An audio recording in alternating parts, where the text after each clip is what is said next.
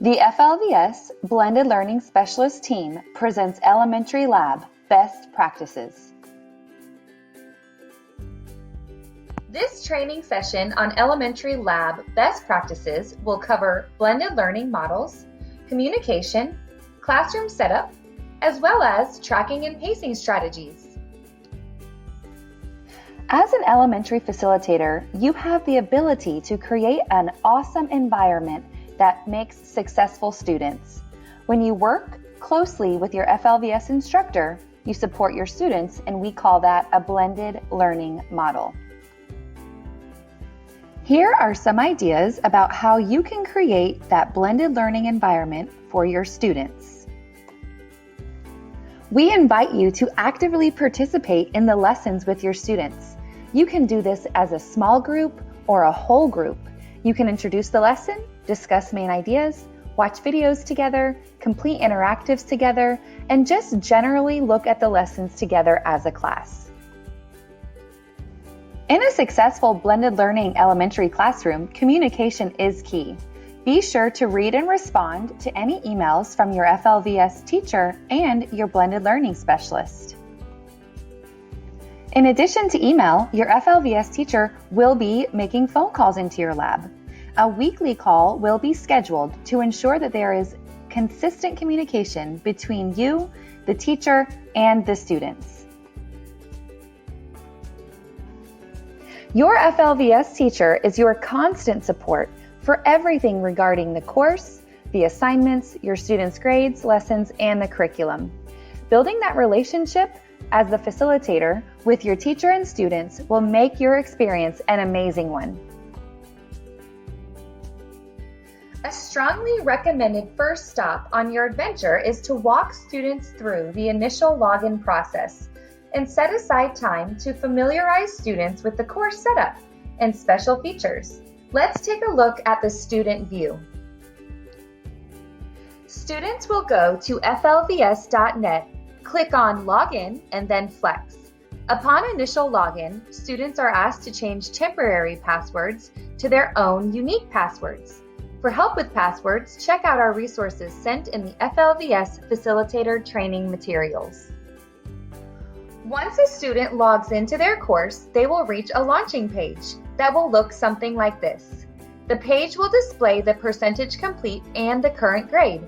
From here, they can enter the course.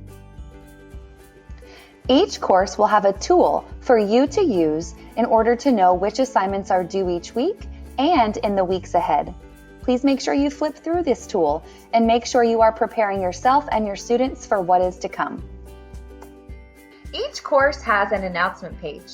The announcement page has a lot of information, starting with the teacher's phone number and email. Let's explore the announcement page for more resources. Students can click here for live lessons and here for recorded lessons. The weekly planner is also accessible from the announcement page. In addition, there are some awesome links for how-to videos, module resources, and general grade level resources.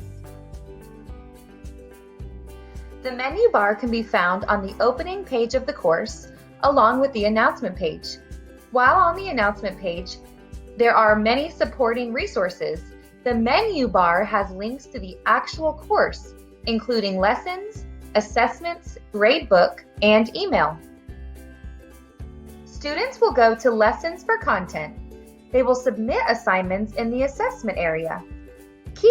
Students will complete discussion-based assessments known as DBAs with their instructor. The number of DBAs varies per course. These discussions may be done in a live online classroom or by phone as directed by their instructor.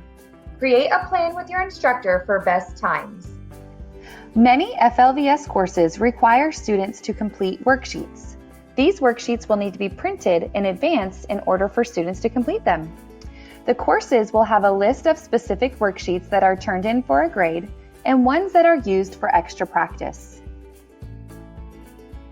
The worksheets that must be turned in for a grade must be uploaded into the student's gradebook within the course.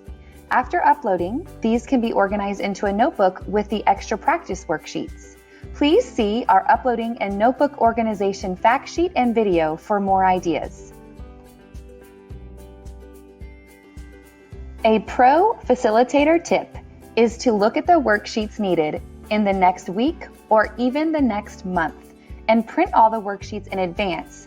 Organize them in your classroom and have them readily available for students to use when needed.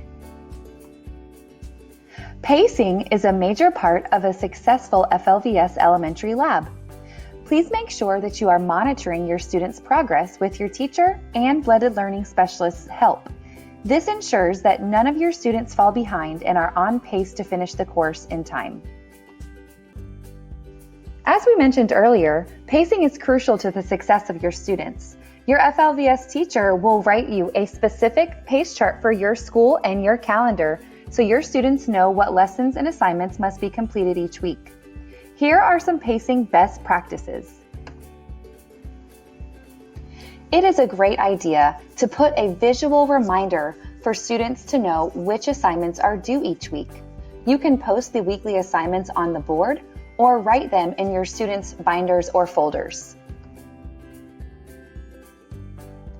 Recommended ways to stay on top of student progress include looking out for weekly progress emails from the instructor and setting up your own digital or paper spreadsheet for tracking your students.